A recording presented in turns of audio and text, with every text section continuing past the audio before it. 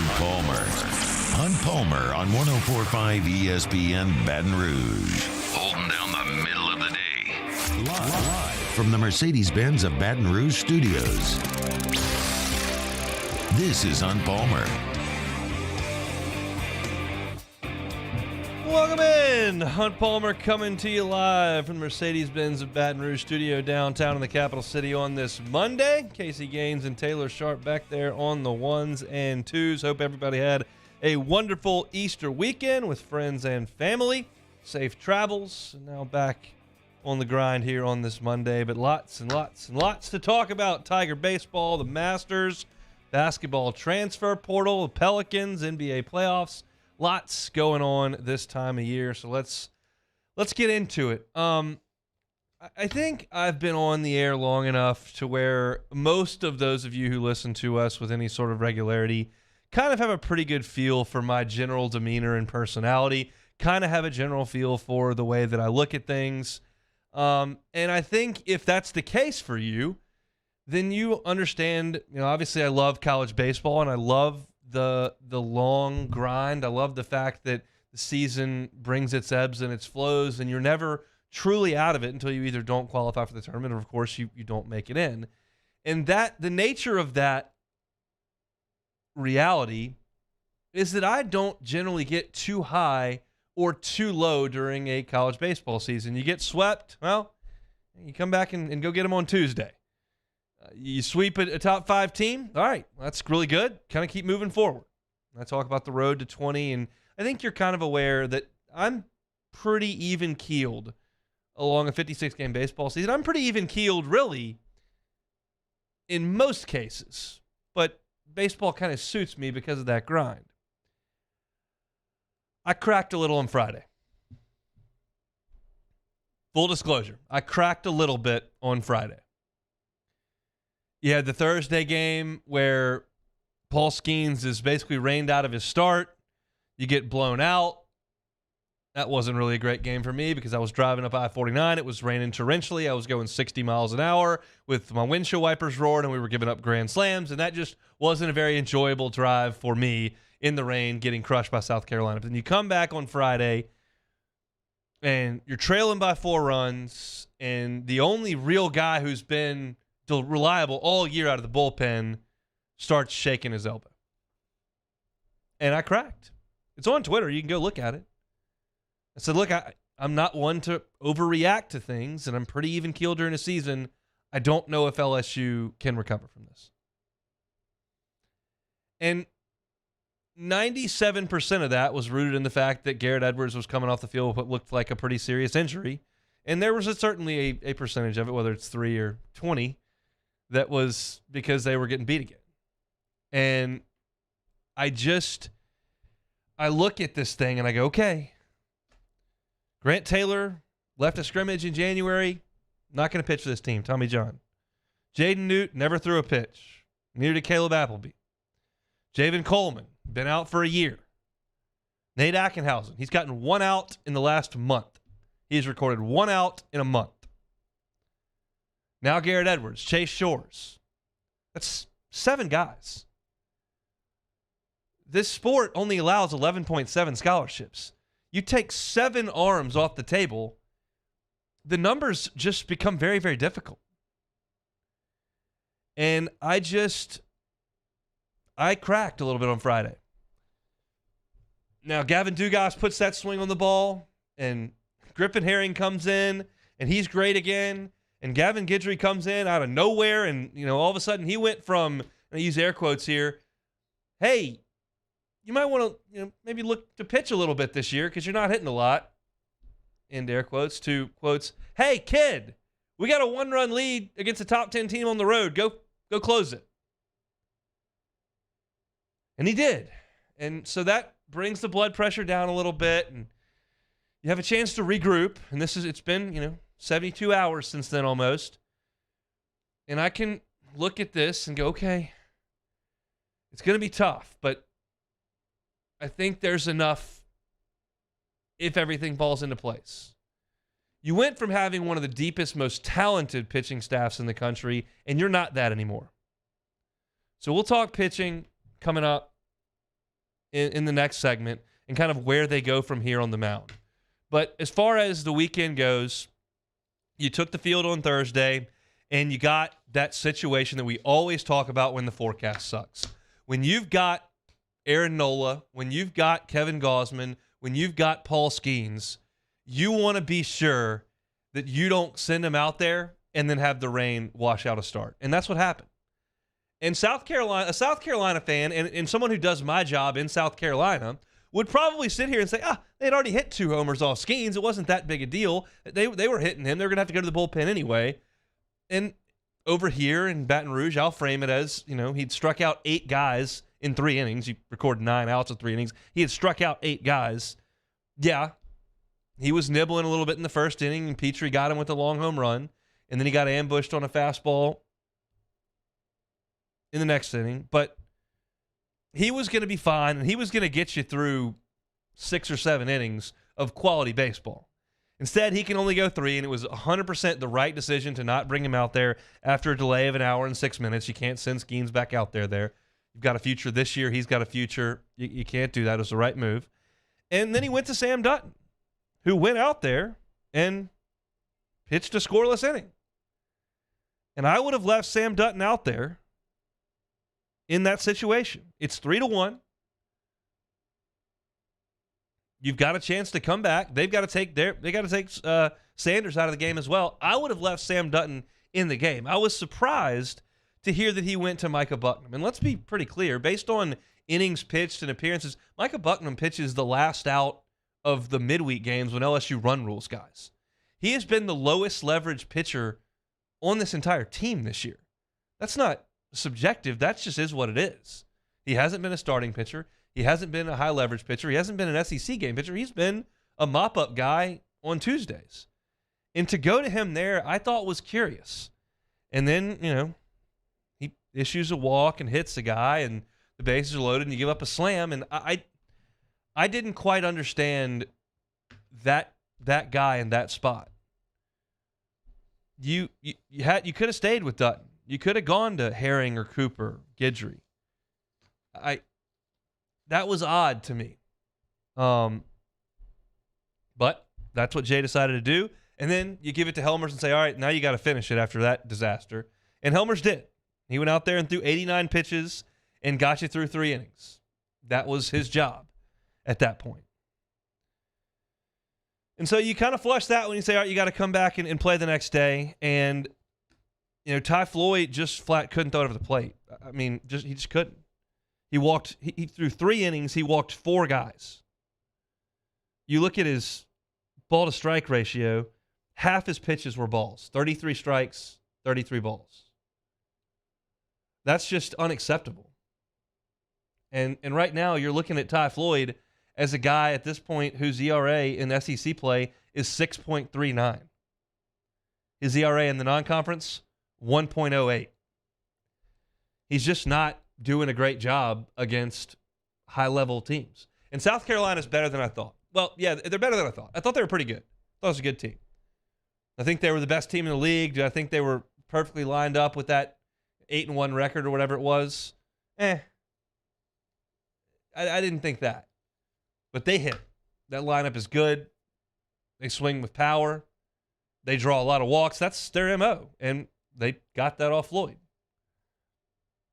And then Edwards comes out, and Griffin Herring was phenomenal again. 3 innings, 2 hits, scoreless, 2 walks, 3 strikeouts. He was great. And then Cooper got an out, came in, got the lefty, and they handed it to Gavin Guidry, which pretty much shocked me, and said, go get him, kid. And inning and 2/3, that slider, he got through it. And then the hero of the day is Gavin Dugas. You can't say enough about the swings that kid has produced in his LSU career. Whether it's in Eugene in that regional, whether it's in Austin, whether it's there in Columbia. They had to have the big swing, and they got it. Dugas pumps it over for a grand slam. You manufacture a run in the 9th, get it done, and you win the ball game. That was really impressive. And I don't know how a game 3 would have gone, but that was, it's the Gavin game. Dugas with the homer, Guidry with the save, or the win, I guess it was. Yeah, he gets the win there. And maybe it's a springboard to better things. After me feeling really low about where this thing sat on Friday night. I'm looking at a bullpen that's very compromised. I'm looking at a starting rotation that's not getting things done. I'm looking at a team that's not playing well in South Carolina, and I'm thinking, I don't know if they can snap back from this. And that was a stupid thing to say, but it's the way I actually felt. And I'm not going to sit here and lie to you. I thought that this is big trouble. And they found a way to get out of it on Friday, and now we'll see. Jay Johnson gave some very vague injury updates on his pitching staff earlier today and made some proclamations about what he expects to do moving forward.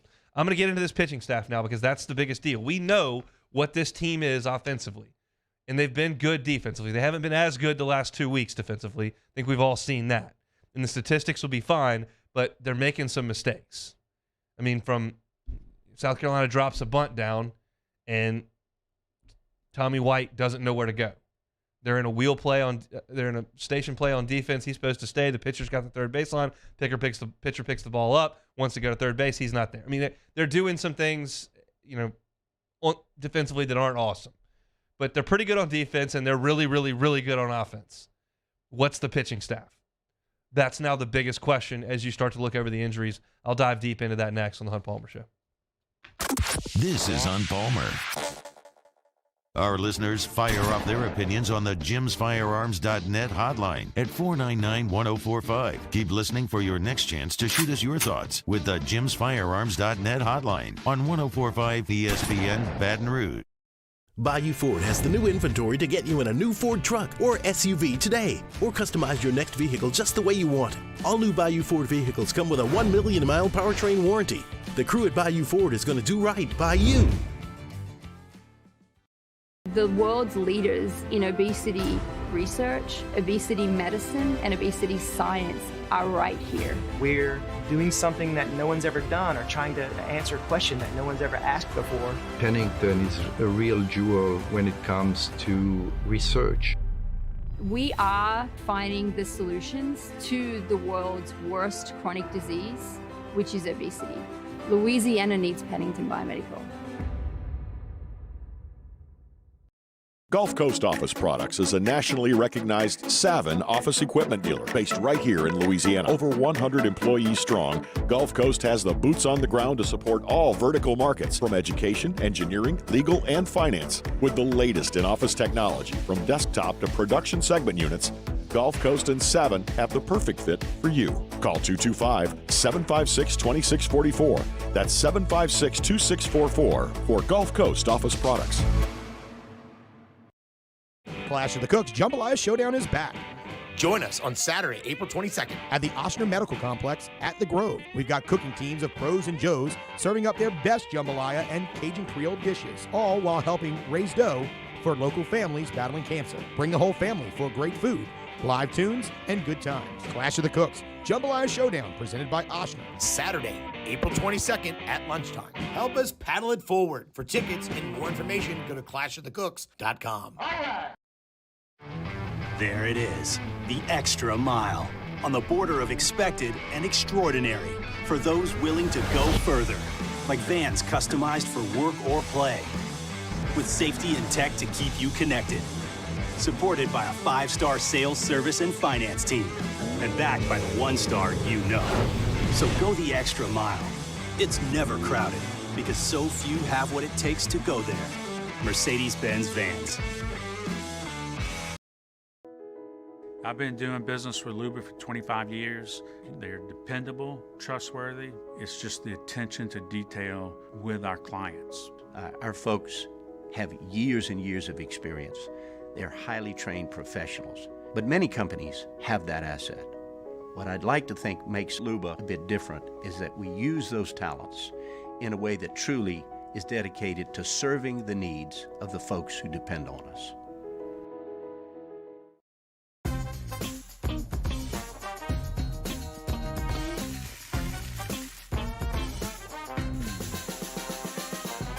The the best-kept secret in town is out. Discover Tallulah at the Renaissance Hotel on Bluebonnet.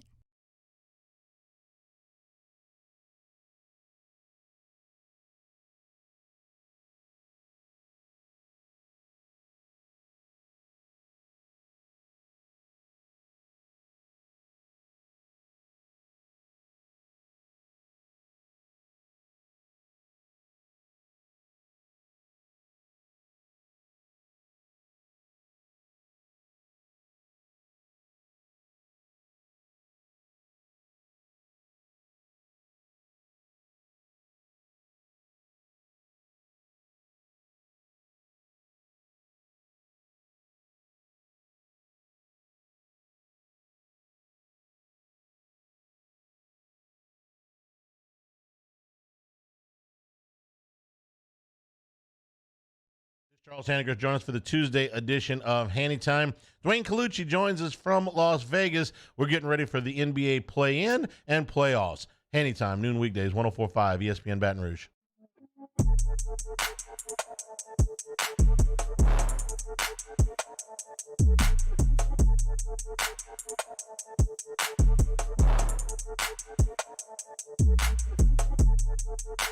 This is Hunt Palmer on 104.5 ESPN Baton Rouge.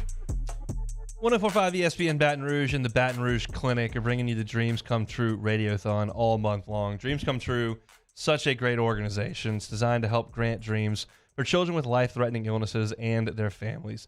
Dreams Come True Radiothon presented today by the Baton Rouge Men's Clinic, Patient Plus, and Louisiana Federal Land Bank. You can donate today at 1045ESPN.com, and we would certainly appreciate it if you could. It's such a wonderful thing that we can be a part of here, the Dreams Come True Radiothon. They make so many great things happen for young people fighting these tough battles, whether it's a trip to Disney or just a puppy for the family. Whatever the kid wants, Dreams Come True can make it happen, and you can help make that happen if you go to 1045ESPN.com and donate. No donation is too small. No donation is too large. We certainly appreciate it. We're off to a great start this month, so hopefully we can keep that going. LSU baseball pitching situation. Where are they now? As you look up and Chase Shores does not look good and Garrett Edwards does not look good. There have been no official announcements from LSU. Jay says they're just kind of collecting information, but Charlie said this. I've talked to other people in this building. Nothing sounds very good to me. It just doesn't. I'm comfortable saying that. And so counting on those guys to help you this year for the sake of this conversation, we're just not. So what do you have? Do you have enough to win a championship? Because that's what we're here for, right? I don't think anybody here is going to be super pumped to see LSU bow out in a super and give them a clap and say, good job, good effort. Around here, championship is the standard, right? So do they have enough to win a championship?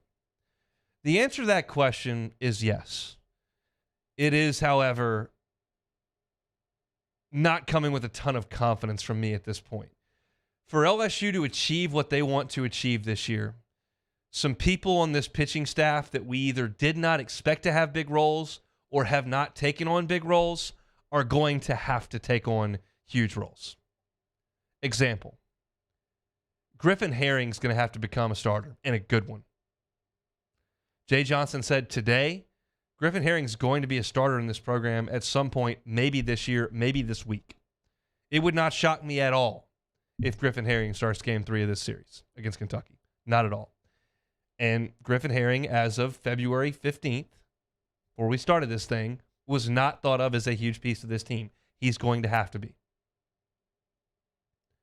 Bryce Collins is going to have to get it in gear and become the guy that Jay raved about in the fall and before the season, that I saw in the fall and before the season and loved it. And all of a sudden, we got to the regular season and he could not find home plate with a flashlight. He's got to step up and be a guy. Gavin Guidry is going to have to be a big bullpen piece. We thought he was a shortstop 2 months ago. The slider was fantastic in that game on Friday. Fantastic. Now it's on tape. Teams know that's his bread and butter. That's where he wants to go. So can he make adjustments? Can he spot the fastball? Can he continue to pitch now he's not some sort of off the bench type gimmick situation, which was never a gimmick, but he was a shortstop to us as of 2 months ago. He's now a big piece of the bullpen. Sam Dutton, he's going to have to get some outs for you. Christian Little and Thatcher Hurd. These two guys, Christian Little and Thatcher Hurd, when they got on the plane to go to College Station, Christian Little was the closer, and Thatcher Hurd was your second best starting pitcher. They've both been demoted since then. Well, if Christian Little and Thatcher Hurd are not key pieces to this, there aren't enough bullpen guys. I don't know what the role is. Game 3 starter, maybe, for Little or Hurd. Long reliever, got to come in the third and get me 3 2/3 innings to bridge it to later in the bullpen. Closer, I don't know. It's got to be something. Ackenhausen, going to need to come back. Going to need to see a little bit of that. Right now, Jay's update was, well, it's not an arm thing, it's a hamstring. I texted him yesterday to make sure he was in the training room. They're trying to heal it up. He needs to come back. He's gotten one out in a month, like I said. That's got to change. And I want to caution everyone here, just a rational conversation here. To expect Javen Coleman to come back and rescue this thing is a little aggressive. Now, Jay Johnson was asked today what the update is on Javen Coleman. He said he's going to pitch for us this year. This year. Okay. That's been back and forth. The conversations I had in the fall, nobody expected Javen Coleman. Then we come back right before the season starts, and Jay's in a press conference and says, yeah, if there's a window, we're going for it. So then everybody's like, oh, well, Coleman's going to come back. And then 3 weeks into the season, he goes, yeah, he's not close. So it's been this yo-yo thing, and today we landed on he's going to pitch this year. It seems like a lot to try to suggest that Javen Coleman would come back and be some sort of linchpin in this bullpen. Is it possible? Sure. Am I going to sit here and as I talk about what needs to happen for this team, going to pump him in there as the number 3 starter or the closer or some high leverage? Right now, that's hard for me to forecast. This guy hasn't thrown a competitive pitch in 13 months. You got to recreate the arm speed. You've got to find the feel for your breaking pitches. You've got to find your command. The velocity's got to come back. There's a lot of benchmarks. And Jay said there are 2 left. So I feel like I get a lot of, well, when Coleman comes back, that it's, to me, it's, if Coleman can help, great. I mean, how many times do we do this with Jake Latz?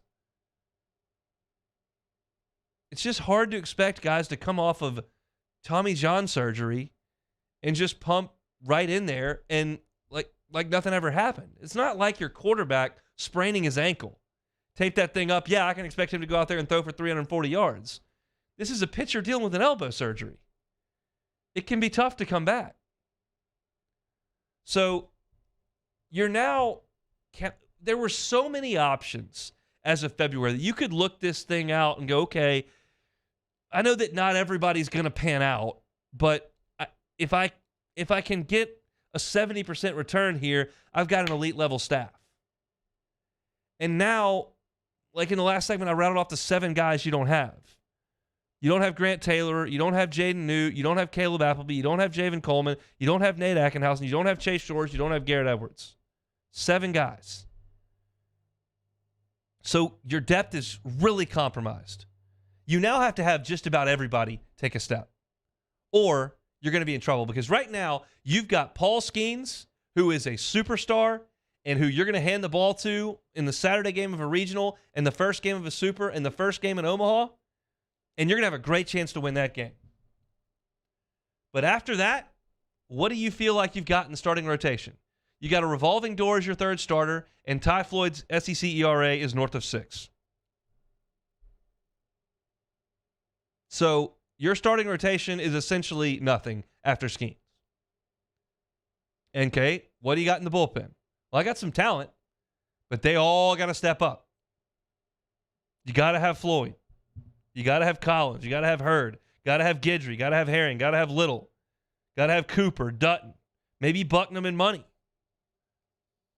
The guy I've got the most confidence in, and I led the segment with it, and we'll come back with some numbers here, is Griffin Herring. I think this is another path. I heaped a lot on Thatcher Hurd early because I thought that's the guy who can take this team to the next level. That's our number 2 starter. That's a dominant arm. That's a guy who can go out there, let it rip, and be a dominant number 2.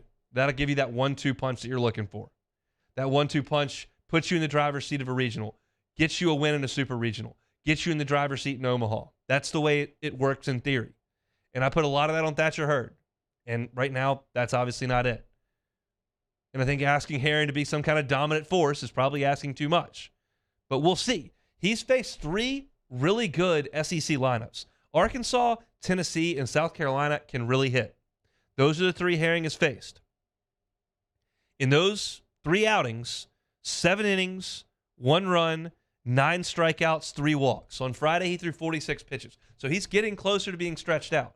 I think he's going to start on Saturday against Kentucky. Kentucky is a pesky team offensively. They're not a powerful team offensively. And if he can throw 65, 70 pitches in that game, I think that would be awesome. He's got what you need. The fastball's plenty. The breaking ball is very good. He's got some fire and some competitiveness to him. I like Herring.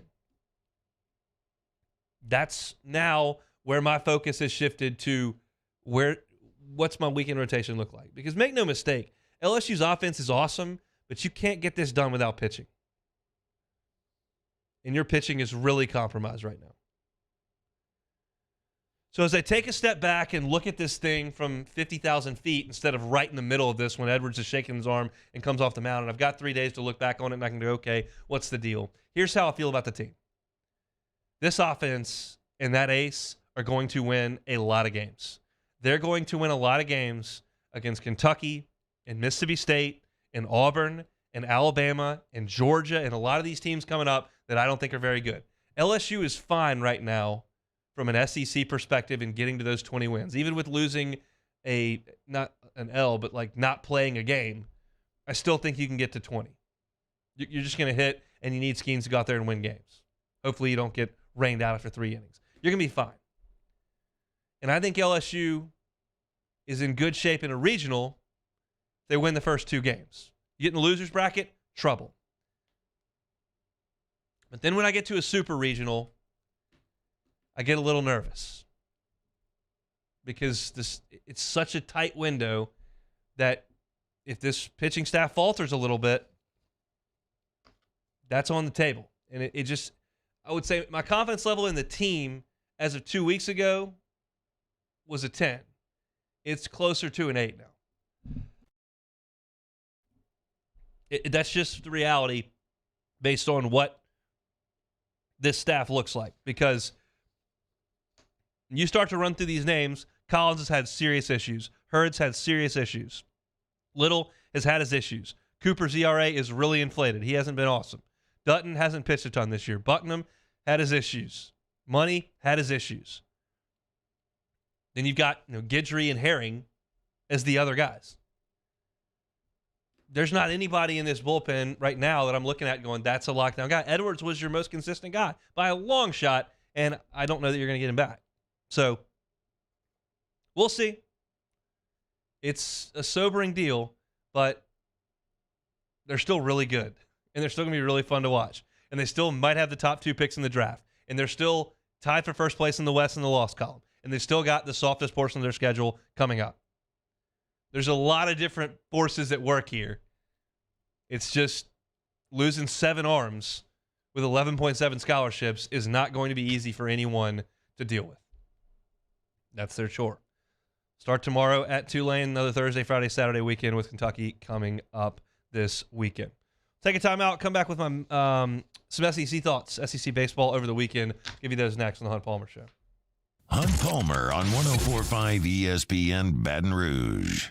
LWCC is Louisiana loyal. They're elevating and celebrating champions of Louisiana. We've been doing this for almost a year with LWCC, and we've told the great stories of folks and nonprofits like Metamore, Mimosa Handcrafted, Four Sisters Rice, the Young Entrepreneurs Academy, Fresh Junkie Racing. We've told you about Molly Kimball and Eat Fit, and we've told you about Hunters for the Hungry. It's been so great to tell you these stories of these great, great people and businesses and nonprofits in our state. If you know of one, go to lwcc.com/champions and nominate a champion of Louisiana so that we can tell their story right here on the Hunt Palmer Show. Again, it's lwcc.com/champions to nominate a champion. It could be a person, could be a nonprofit, could be a business. We want to tell their story, and LWCC gives us that platform. LWCC is Louisiana loyal. In times of need, get a full list of phone numbers, websites, and other important emergency information on the Demco Stormwatch page at 1045ESPN.com.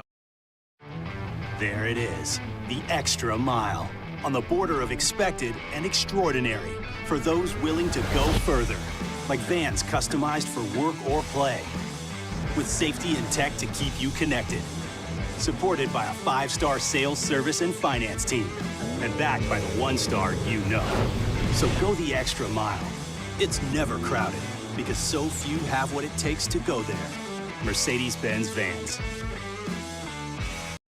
Each year, Guarantee Media hosts a radiothon to benefit Dreams Come True, the local organization that grants dreams to Louisiana kids suffering life-threatening illnesses and their families. We've interviewed these incredible kids, and their stories warm our hearts. And none of it would be possible without your help. So we're asking for your support in our effort to making more dreams come true. Each year, our Dreams Come True radiothon is powered by the Baton Rouge Clinic. Visit GuaranteeMedia.com to pledge your support today, and thank you. Hey, it's Matt Musso. Join me Monday through Friday for your daily update on LSU baseball with Musso at the Box, presented by New Orleans Flooring, wherever you get your podcast, Apple, Spotify, Google, and check out New Orleans Flooring. 2 locations, Metairie and Prairieville, or NOLAFlooring.com. Hey, what's up, y'all? It's that time again. It's heating up. Your boat's getting ready to come out and spend all summer on the water. It's time to take your boat to the next level with front-to-back boat service, where if you want an incredible custom speaker install, it's going to blow people away in the water, that's there for you. You want an HD sonar where you can see the fish under the water before you cast, beat all your friends, that's there for you at front-to-back boat service. So don't put it off. We got the parts in right now. Get them now before they go back on back order. Front-to-back boat service. Hi, I'm Brandon Landry, founder and CEO of Walker. Hi, my name is Dr. Craig Green. This is Ryan Terrio with HUDCORoofing.com. Hey, it's Matt Moscona. No matter how big your commercial roofing job, HUDCO can help.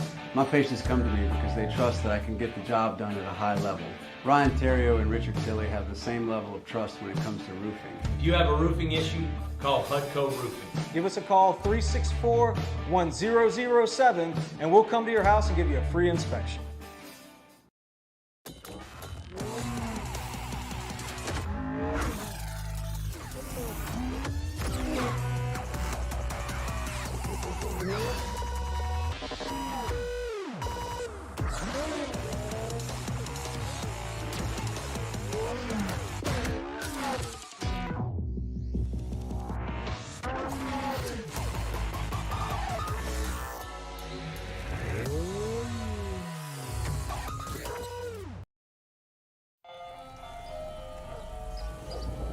Hey there, little buddy.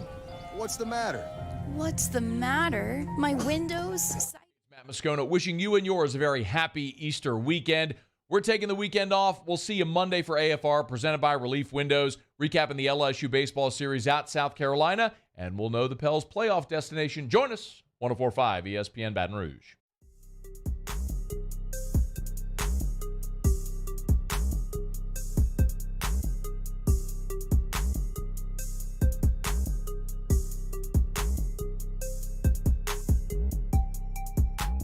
You're listening to Hunt Palmer on 104.5 ESPN Baton Rouge. All right, SEC baseball weekend in review here. Just kind of a look around the league. I don't know that anyone swept this week. Nope. All 2 out of 3. And then, of course, LSU and South Carolina split. So no sweeps this weekend. Interesting. Vanderbilt took 2 out of 3 from Missouri at Missouri. They win game 1, 7-6. Missouri takes the middle game 5-4, and then a 5-0 win for Vanderbilt. I think what was impressive for me in this one with Vanderbilt was Devin Futrell pitching in Game 3 for Vanderbilt, throws 7 1/3 shutout against Missouri. Vanderbilt's got a sneaky good weekend rotation. I think LSU's obviously gotten a ton of headlines because of the anticipation coming into the season. Florida has made a bunch of headlines because Caglianone's hitting a bunch of home runs and pitching, and they got Waldrop in the transfer portal and Sproat, and clearly Tennessee is the brand that they are. And so probably those three teams have gotten more pub right now than Vanderbilt, but man, it's tough to look away from what Vanderbilt is doing right now. They played a really good weekend, and their weekend rotation is salty. Georgia beat Kentucky 2 out of 3, which is interesting. Kentucky coming to the box this coming week. On Friday, Kentucky won 7-4, and then in a doubleheader on Sunday, Georgia swept it. They won the games 3-0 and 6-2. Those were 7-inning games. To me, the story there is Kentucky offensively scored 2 runs in 14 innings on Sunday against Georgia, who's not exactly trotting out the best pitching staff in college baseball history. This Kentucky lineup, it's scrappy. Their batting average is pretty good. They just don't slug, and they try to steal bases and bunt, and I think that's going to be tough to do at times. So, they were bad on Sunday, and Georgia sweeps that doubleheader, wins that series 2 out of 3. Big one in Knoxville. Florida beats the Vols 2 out of 3 to win that series. 6-1 was the score on Thursday. Florida hit 3 home runs off of the combination of Dollander and Halverson, who we saw in that Thursday night game here. That's their ace and their best bullpen bullet. And look, Chase Dollander went 4 innings. I don't have a great explanation for what's going on with him, but this was the guy in college baseball last year, and he's just not been great this year. There's no other way to put it. He was not great in Baton Rouge, and he certainly was not great in Knoxville against Florida. They left him after 4, and Halverson came in and gave up a home run as well. So Florida wins 6-1. A pretty good outing from Brandon Sproat in that one. And then in Game 2, Florida wins 9-3, and Chase Burns gives up 7 earned runs in 3 1/3 against Florida. Waldrop on the other side, Florida's day 2 starter, 7 innings, 3 runs, and 9 strikeouts. He was much better, but Burns and Dollander just lit up again. And we've talked to Joe Healy about this when he comes on Thursdays in his normal spot, and what's the deal with Tennessee's staff? And it's well, with Burns, it's a 2-pitch mix. It's just fastball and slider, and the slider's really good, and the fastball's 97, but if he can't throw one of them for a strike and you can eliminate one of the pitches, you know what's coming, and teams are just ambushing him and beating him, and they certainly did. The Gators did in Knoxville in that one. And then, much like what happened in Baton Rouge, Tennessee loses games 1 and 2 and then come back and blow the doors off of them in Game 3. 14-2 was the final. Beam was very good, 7 innings, 10 strikeouts. A little bit of an interesting nugget from Florida in that game. Jack Caglianone did not start the game. He came in relief and walked 6 guys.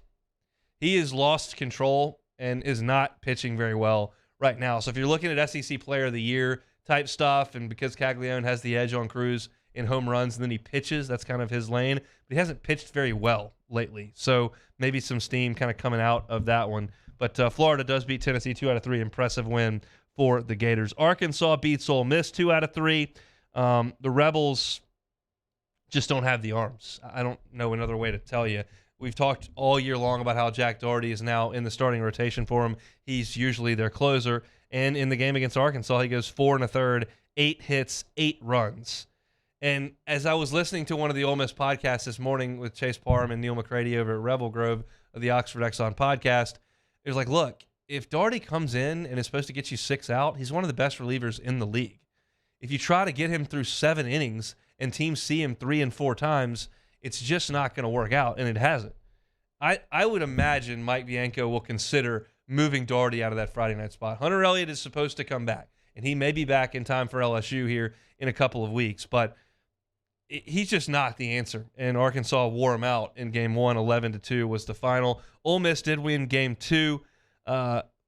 Arkansas won Game 1 without using Hagen Smith, so they went to Hagen Smith in Game 2. He started and gave up 4 earned runs in 5 innings, so it wasn't great. Ole Miss wins at 7-4. And then Arkansas takes advantage of some Ole Miss mistakes in Game 3. Rebs make 2 errors. Arkansas gets 2 earned runs. They win 6-4 So the Hogs go to Oxford and win 2 out of 3 against Ole Miss. Arkansas just kind of finds a way.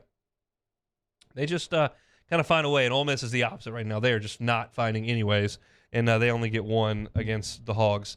A&M goes to Auburn and wins 2 out of 3.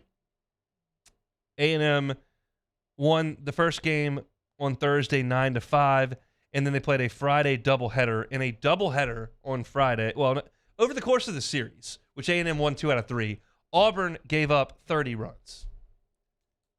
A&M's offense is good. It's not that good. And that just goes back to my point that, like, some of these teams are not very good. Auburn's not very good. Bama, not very good. Georgia, not very good. Mississippi State, not very good. I mean, all these teams that are coming up on LSU's schedule have significant flaws. So for Auburn, they give up 9 runs in the first game, 9 runs in the second game, 12 runs in the third game. That's a 30-burger over 3 games. That's just not very good. Very good baseball for Butch Thompson's team. And then Mississippi State beats Bama 2 out of 3. That's good for State to win 2 out of 3. It's really bad for Bama to lose 2 out of 3 to that State team.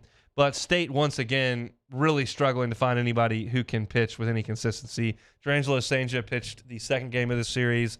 He goes 2 innings, walks 5, gives up 5 earned runs. They gave up 11 in that game to Alabama. It's a struggle, I think, to put it lightly, for some of these teams on the mound, and certainly at this point, Mississippi State would fit that billing. So you look at the standings right now in the West. Arkansas leads the way at 8-4 because they've played 12 games. LSU is 7-4 with those 11 games played. Everybody else outside of Arkansas and LSU in the SEC West is under 500. A&M's 5-7, Bama's 4-8, Auburn's 4-8, Mississippi State's 3-9, Ole Miss is 2-10. These are the teams LSU plays still, the last 4 teams in the West. 4-8 Alabama, 4-8 Auburn, 3-9 State, and 2-10 Ole Miss still to come for LSU. Over in the East, a little bit better. Vanderbilt's 11-1. They've been fantastic. South Carolina's 9-2. They're short a game, obviously. Kentucky is 9-3. They'll come to the box this weekend. Florida is 9-3 as well. The Vols, not in terrible shape. That's a really brutal schedule they have played to be 5-7. But you realize that Tennessee, for that all the math changed when they lost that series in sweeping fashion to Missouri. Because since then, they swept A&M. They got 1 from LSU. They got 1 from Florida. If they would have won 2 out of 3 against Missouri, they'd be a 500 team. But they, of course, did not do that. So you look up at this point in the schedule, and they're 5-7. And Missouri is 4-8, and Georgia is 3-9. Of course, LSU finishes the season with Georgia, who right now is 3-9. So you look across the league. I'll do some power rankings later in the week, but LSU's in a fine spot. The league is kind of establishing who it is, and the light part of it is still very much to come for LSU. So we'll kind of see where things move from here. All right, we'll take a timeout, come back. Transfer portal for basketball. LSU has added one since we last spoke and lost a player since we last spoke. We'll talk about all that coming up next on the Hunt Palmer Show. Hunt Palmer on 104.5 ESPN Baton Rouge. Come to my attention that some of you may be looking for a new beer to drink. That's the case. Got you covered here with Rally Cap.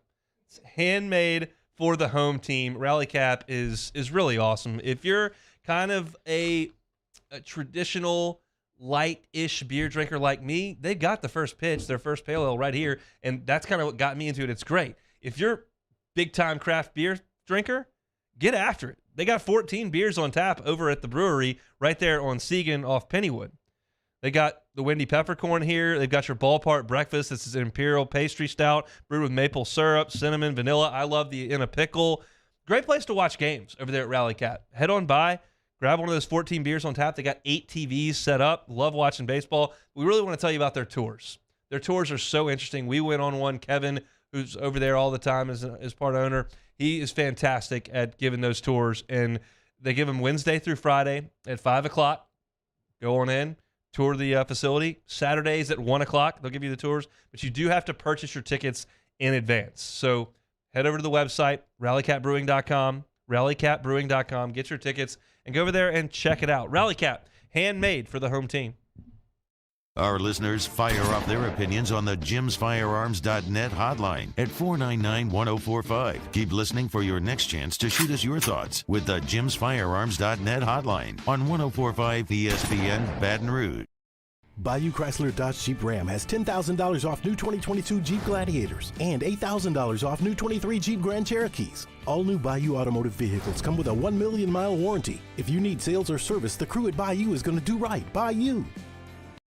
Hey, what's up, y'all? It's that time again. It's heating up. Your boat's getting ready to come out and spend all summer on the water. It's time to take your boat to the next level with front-to-back boat service, where if you want an incredible custom speaker install, it's going to blow people away in the water, that's there for you. You want an HD sonar where you can see the fish under the water before you cast, beat all your friends, that's there for you at front-to-back boat service. So don't put it off. We got the parts in right now. Get them now before they go back on back order. Front-to-back boat service.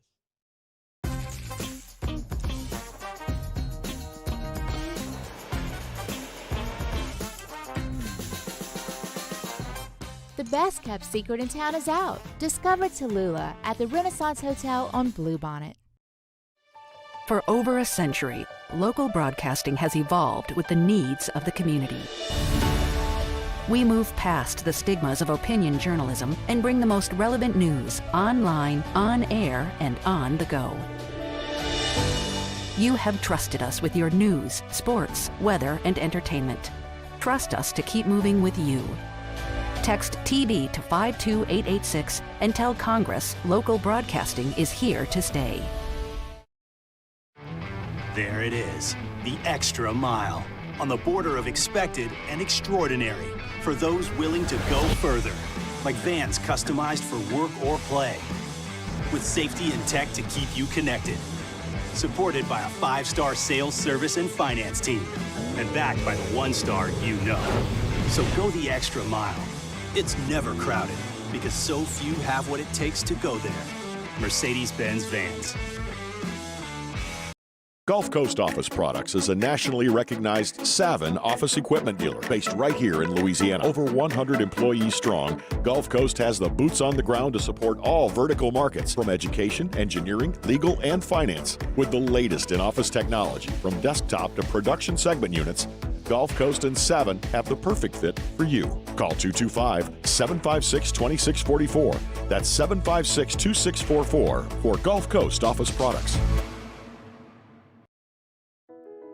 I've been doing business with Luba for 25 years. They're dependable, trustworthy. It's just the attention to detail with our clients. Our folks have years and years of experience.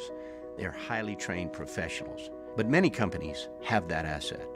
What I'd like to think makes Luba a bit different is that we use those talents in a way that truly is dedicated. Jimmy out and Mike Delicano for the Tuesday evening edition of Game Time, presented by Bet Rivers. We're at Mike Anderson's on Lee, just off of Nicholson. That's Game Time, presented by Bet Rivers, 6 to 8 p.m. on 104.5 ESPN Baton Rouge.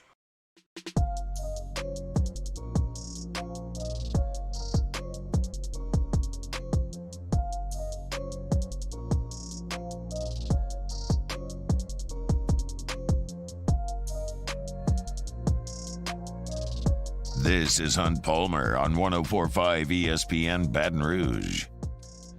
Basketball transfer portal continues to swirl, heat up, however you want to describe it. It's going on, and LSU certainly right in the thick of it. Some pieces moving in, some pieces moving out. At the end of last week, it was announced that Jalen Cook is going to return to LSU from Tulane. Of course, you remember the Walker product came to LSU for a year.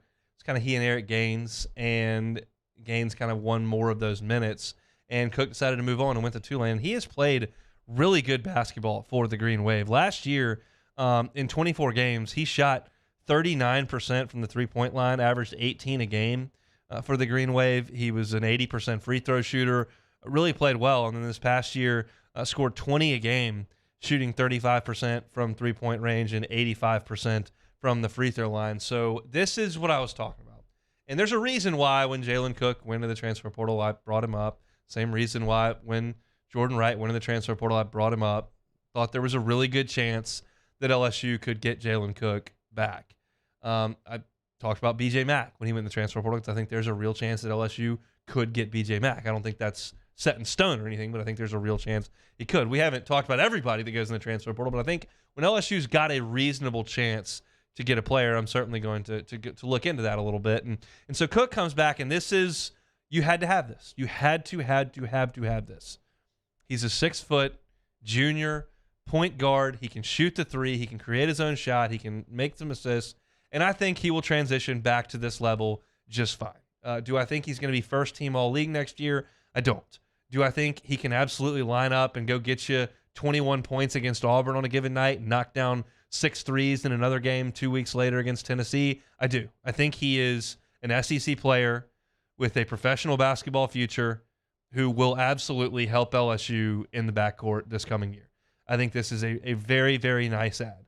These are the kind of pieces that you've got to add. I'd love to add the next SEC player of the year out of the transfer portal. I'd love to go get Oscar Tshiebwe or Tari Eason, 6th man of the year, and one of those huge impact guys, and I don't think that Jordan Wright or Jalen Cook are, but what if we talk about immediately when the season's over? They've got to get better play, more efficient play from their guards, and I think Jordan Wright and Jalen Cook will be more efficient than what LSU had last year in terms of shooting the ball, scoring, and then just creating shots and not turning the ball over. I think LSU is going to be in good shape moving forward with those guys. They've got to add more. There's no question about it.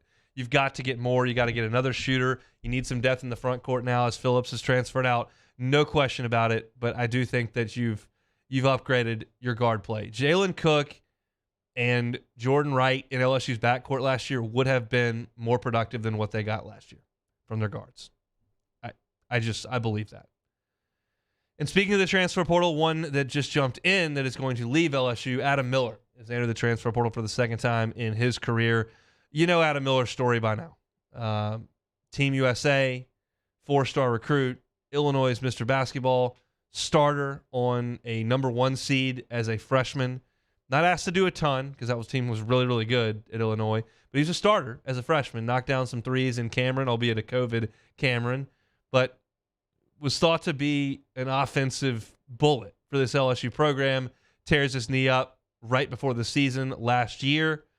And came back this year and just was inconsistent. And because LSU was so offensively compromised, he was shooting a ton of threes, and the high volume just didn't translate to efficient scoring. There were some games where he got hot, and he certainly started out of the gate like gangbusters, just absolutely awesome.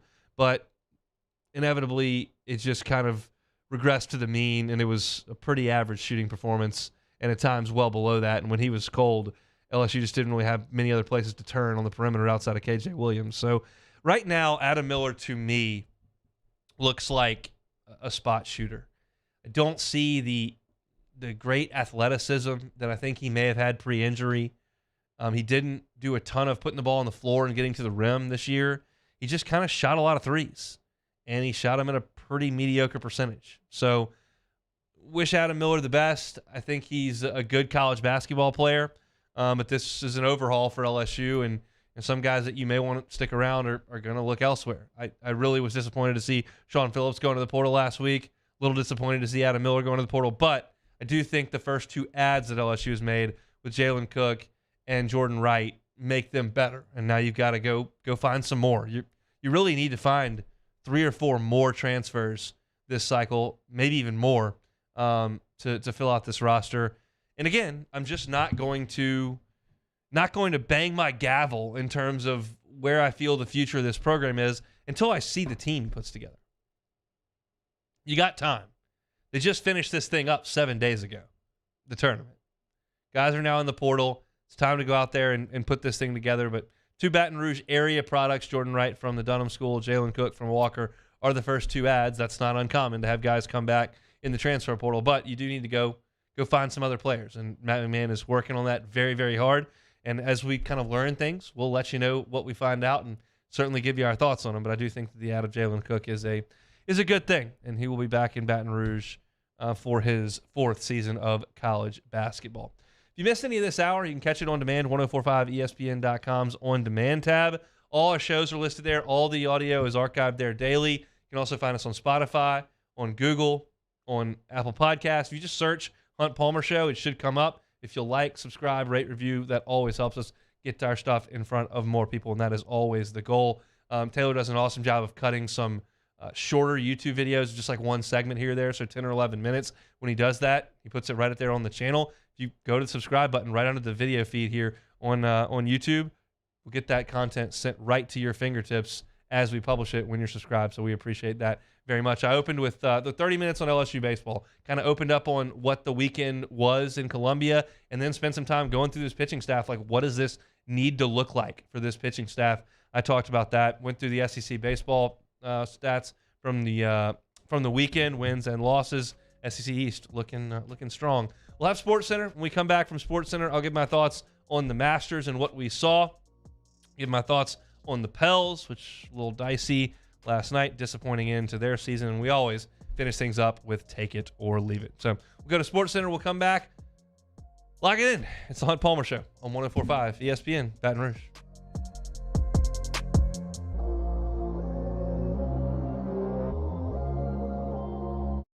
Follow us on Twitter at 1045ESPN to cast your vote in the Citizens Bank and Trust Poll of the Day. Vote daily inside off the bench anytime. Hunt Palmer. And after further review, Citizens Bank and Trust brings you the Poll of the Day via Twitter at 1045ESPN.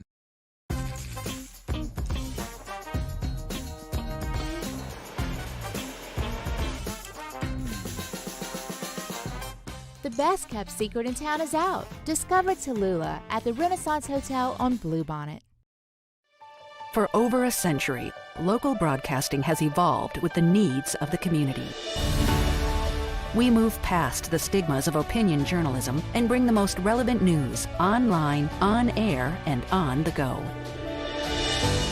You have trusted us with your news, sports, weather, and entertainment. Trust us to keep moving with you. Text TB to 52886 and tell Congress local broadcasting is here to stay.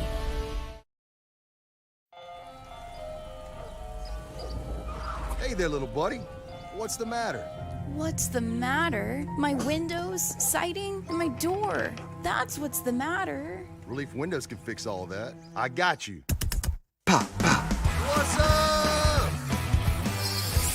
Oh my gosh, look! Curb appeal. That's a good-looking neighborhood. ReliefWindows.com. Clash of the Cooks Jambalaya Showdown is back. Join us on Saturday, April 22nd at the Ochsner Medical Complex at The Grove. We've got cooking teams of pros and joes serving up their best jambalaya and Cajun Creole dishes, all while helping raise dough for local families battling cancer. Bring the whole family for great food, live tunes, and good times. Clash of the Cooks Jambalaya Showdown presented by Ochsner. Saturday, April 22nd at lunchtime. Help us paddle it forward. For tickets and more information, go to clashofthecooks.com. All right. Hey, what's up, y'all? It's that time again. It's heating up. Your boat's getting ready to come out and spend all summer on the water. It's time to take your boat to the next level with front-to-back boat service, where if you want an incredible custom speaker install, it's going to blow people away in the water, that's there for you. You want an HD sonar where you can see the fish under the water before you cast, beat all your friends, that's there for you at front-to-back boat service. So don't put it off. We got the parts in right now. Get them now before they go back on back order. Front-to-back boat service. There it is, the extra mile, on the border of expected and extraordinary, for those willing to go further, like vans customized for work or play, with safety and tech to keep you connected, supported by a 5-star sales, service, and finance team, and backed by the 1-star you know. So go the extra mile. It's never crowded, because so few have what it takes to go there. Mercedes-Benz Vans.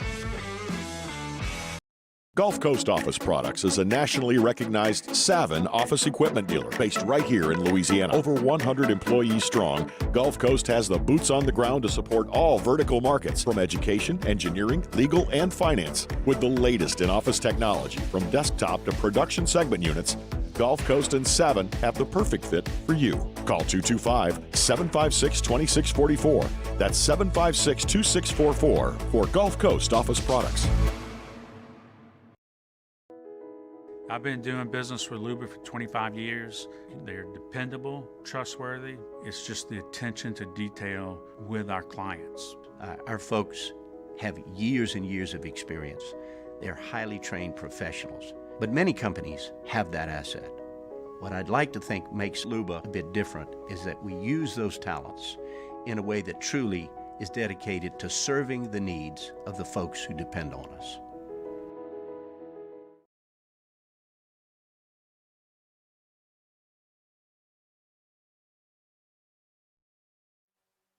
This is SportsCenter.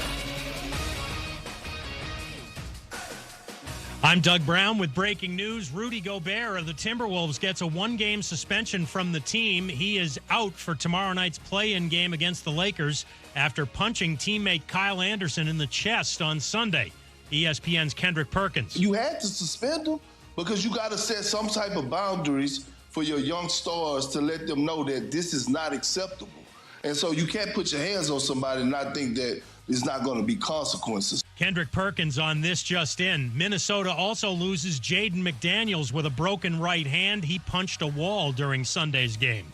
ESPN's Adam Schefter reports at least 6 teams have talked with the Arizona Cardinals about trading for the 3rd pick in the draft. The Cardinals are still considering their options. The draft starts on April 27th.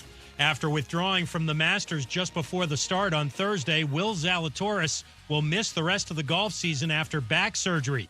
He's ranked 8th in the world and finished in the top 10 in 3 of last year's 4 majors. Think O'Reilly Auto Parts for all your car care needs. They're close, convenient, and have the parts you need fast, along with excellent customer service from professional parts people you can trust. Stop by your local O'Reilly Auto Parts today or visit O'ReillyAuto.com.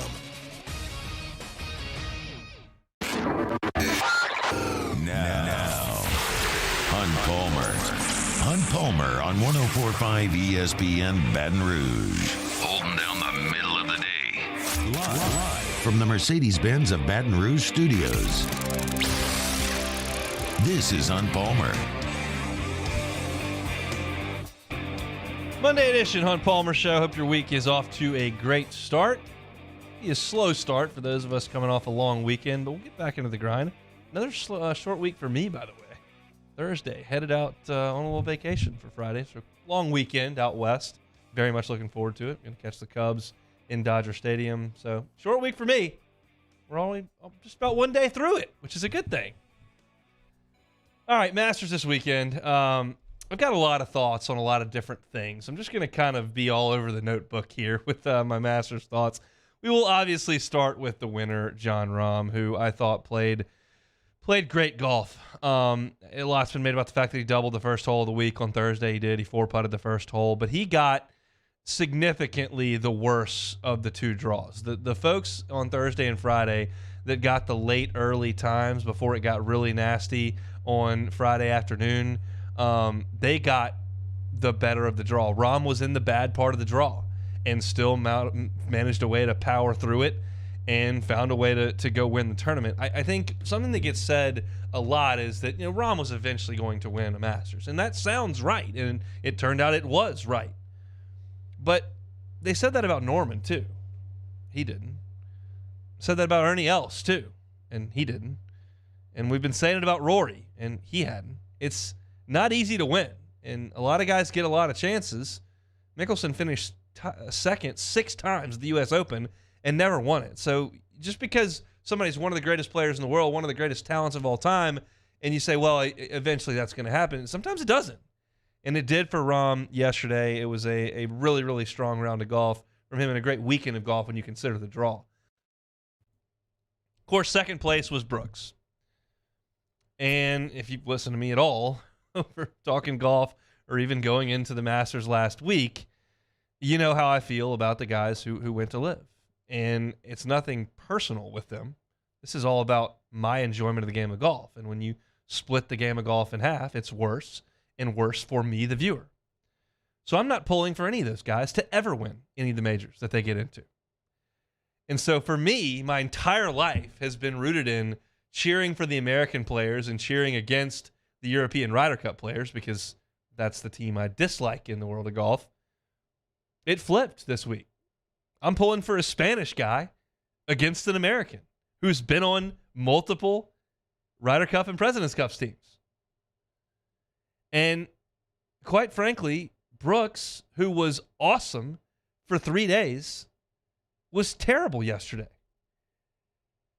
One of the great things about golf is that it can be relatable to the everyman. I have a hard time relating to NFL defensive ends or 6'9" slashing wings in the NBA. I don't have a lot of in common with them. I don't know what it feels like to stand in there against a 100-mile-an-hour fastball.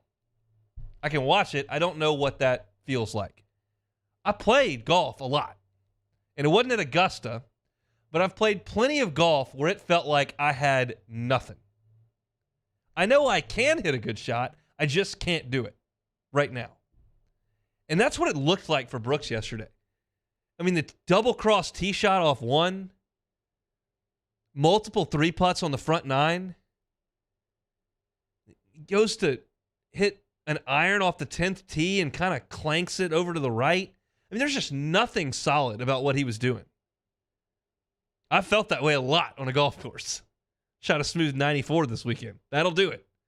You stand over the ball and you go, I got 8-iron here. I know I can hit a good 8-iron, but I don't think I can do it today. And he didn't. He was awful yesterday. And quite frankly, if we're being honest, it was a fitting tribute to Captain Live himself, Greg Norman, having a 4-shot lead on Sunday at the Masters and throwing up all over the golf course. Great tribute to Greg. You should get together and have dinner over it. But Brooks is healthy, and I will give him this. A little bit of tongue-in-cheek there, but Brooks has a persona and a bravado about him. He's dismissive a lot of other players, of the media. He's got this too cool for school attitude. And to see him in the Netflix series kind of break down and question himself so deeply was eye-opening. And he had every opportunity yesterday to jump into that media center and be quick and short with the media. He could have bashed Cantlay for being ridiculously slow, and Brooks is a really fast player, and that may have caused him to stay out of rhythm. He did say the group in front was brutally slow, which everyone watching the telecast was very aware that the group in front of him was brutally slow. I don't think that was out of line at all for him to say that. But he didn't blame Cantlay or say, these guys, they were the reason I couldn't get it done. He just said, the guys that have gone to Live were still pretty good players, and I was thrilled to be here, and Ron played great. I mean, he was far more gracious and reasonable in the press center afterward than I would have thought. And you got Phil. What a weird week for Phil. I blasted him on Thursday. Y'all were listening. Might have been Wednesday. I think it was Wednesday. He doesn't give a press conference, which he always held court and owned those things. He allegedly kind of sat in the corner and didn't say a word at the Champions Dinner. This is one of the most brash, affable, quotable, biggest personalities in the history of golf. And he basically shrunk into a corner this week at the Masters until he came rip-roaring on Sunday. And yes, he does know how to play the course. He's very comfortable there, but he also hadn't been hitting any shots. He barely breaks 80 at Live tournaments. He's awful over there. But he was firing at pins yesterday on the back nine. It was surgical. And you got the thumbs ups coming back and little smiles, and he still looks absolutely ridiculous wearing high flyers gear out there. But you wonder if he didn't give away basically 2 years of majors because of the opportunity to play in these things because of this Live deal. He was invited to the Masters last year. He just didn't come because he wanted to get out of the spotlight, because he came out there and said that he was using a murderous dictator as leverage on the PGA Tour. It's his words, not mine. He said, yeah, I know what they did to the journalists over there, but we've got a once-in-a-lifetime opportunity to basically leverage the PGA Tour, so we have to take it. And it was received so poorly that he just kind of disappeared into a hole. And he came back and hit some really good shots. He was awesome yesterday. On the flip side of that, I don't know if I've said this on the radio or not. I don't recall saying it on the radio.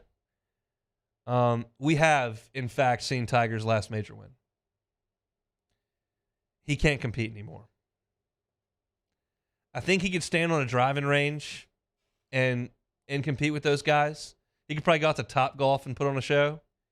He can't play 4 rounds of golf in a row on these courses, especially when it gets wet and cold like that. Plantar fasciitis thing flared up. He had to withdraw. He's withdrawing from more tournaments than he's finishing. I think his last chance, based on the health of his leg, was dead flat, short St. Andrews, which he knows very well, requires a lot of iron shots, distance control, all that, and he couldn't play there either. And he's not going to do this ceremoniously for very long. We'll see if he plays at Oak Hill. We'll see if he plays Los Angeles Country Club. We'll see if he goes and plays in the Open Championship. It's all kind of to be determined, I think. But he's never going to win again. His leg's just not going to allow him to do it. And it's a bummer, but I am glad we got the last one in 19. It was such a treat to watch him back 9 on Sunday. But that was pre-accident. And you watch him try to walk. And I know these conditions were awful. It's usually not in the 40s and raining at Augusta in April. But it was, and he just could not do it. And you can't never count Tom Brady out, never count Bill Belichick out, never bet against those guys, never bet against Tiger Woods. Eventually you can, and I'm ready. Tiger's done. And I think he'll be around, and he'll still be a powerful voice in the game, and he'll still host the Hero, and he'll go play in that because it's warm and it's short, and he'll play with Charlie in the PNC in December. And I think he'll come back and play in a couple more Masters. But the end is pretty close, I think. And as far as him just playing and as far as competing, that's over. And then kind of one last thing on the Masters to kind of put a bow on it. This was just, I had a fun time talking with some family members about this. Thankfully, when that tree fell on Saturday, no one was hurt. That's obviously the most important thing. Those 3 trees fell or whatever it was. But I think most everyone saw that. The ground got so saturated, it was so wet, and the wind was blowing so hard that some trees just toppled over. And the video is pretty powerful if you watch it. But the thing that was very obvious to me is when those trees fell on 17, I knew what was coming. And if you've never been to Augusta, you don't quite have the perspective of just how immaculate and pristine and efficient this place is. You heard me talk to Paul Maneri back on Thursday. Said, look, I just couldn't believe how efficiently the concession stand ran and the merchandise tent ran, and just couldn't believe. And look, there are got employees running around picking up garbage just in case someone may drop it. You look at you never see a stray beer can or a sandwich wrapper or anything. They're all automatically picked up. It is pristine and perfect. Every blade of grass is in perfect shape. And so when those trees fall, it's not like, okay, what do we do now? Immediately, there are 40 different Augusta employees, all with individual chainsaws, chopping these trees up and hauling them off. The trees fell at like, 4 o'clock in the afternoon? I guarantee you by 7 o'clock that evening, you wouldn't even know there was a tree there ever.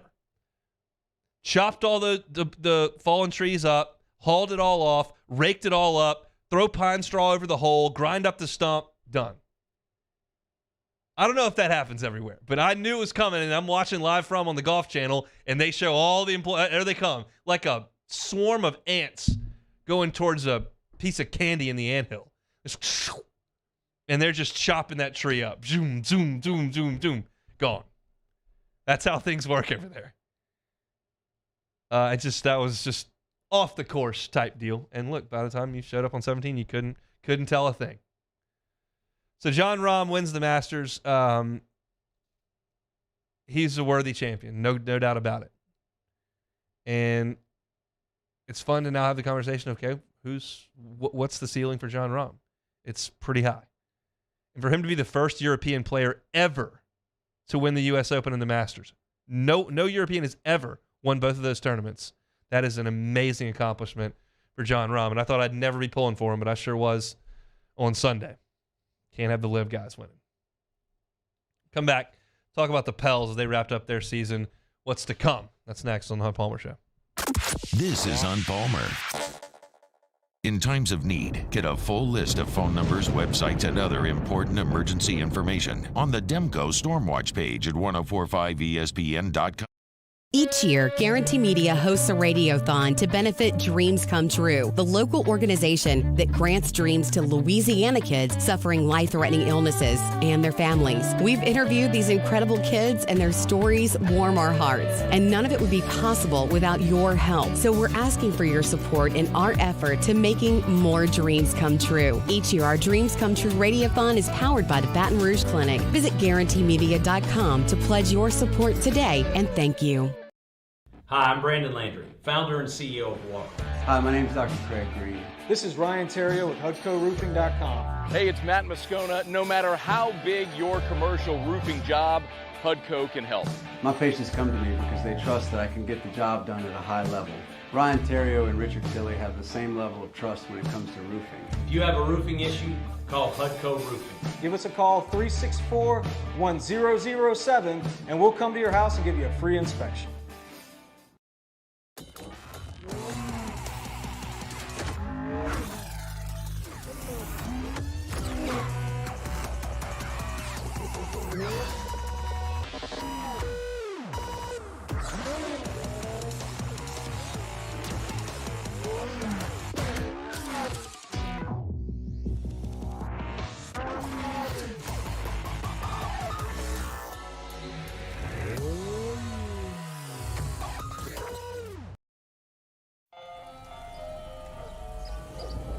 Hey there, little buddy. What's the matter? What's the matter? My windows, siding, and my door. That's what's the matter. Relief Windows can fix all of that. I got you. Pop, pop. What's up? Oh my gosh, look! Curb appeal. That's a good-looking neighborhood. ReliefWindows.com. Clash of the Cooks Jambalaya Showdown is back. Join us on Saturday, April 22nd at the Ochsner Medical Complex at the Grove. We've got cooking teams of pros and Joes serving up their best jambalaya and Cajun Creole dishes, all while helping raise dough for local families battling cancer. Bring the whole family for great food, live tunes, and good times. Clash of the Cooks Jambalaya Showdown presented by Ochsner. Saturday, April 22nd at lunchtime. Help us paddle it forward. For tickets and more information, go to clashofthecooks.com. All right. Hey, what's up, y'all? It's that time again. It's heating up. Your boat's getting ready to come out and spend all summer on the water. It's time to take your boat to the next level with front-to-back boat service, where if you want an incredible custom speaker install, it's going to blow people away in the water, that's there for you. You want an HD sonar where you can see the fish under the water before you cast, beat all your friends, that's there for you at front-to-back boat service. So don't put it off. We got the parts in right now. Get them now before they go back on back order. Front-to-back boat service.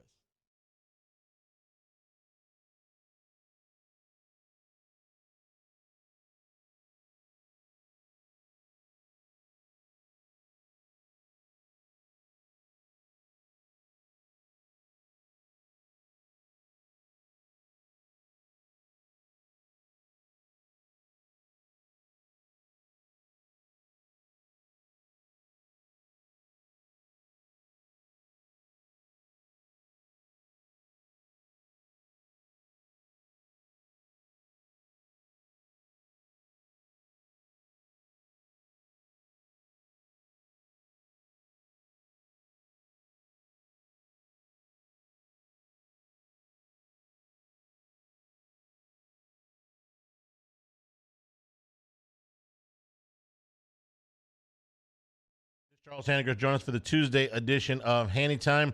Dwayne Colucci joins us from Las Vegas. We're getting ready for the NBA play-in and playoffs. Hanny Time, noon weekdays, 104.5 ESPN Baton Rouge.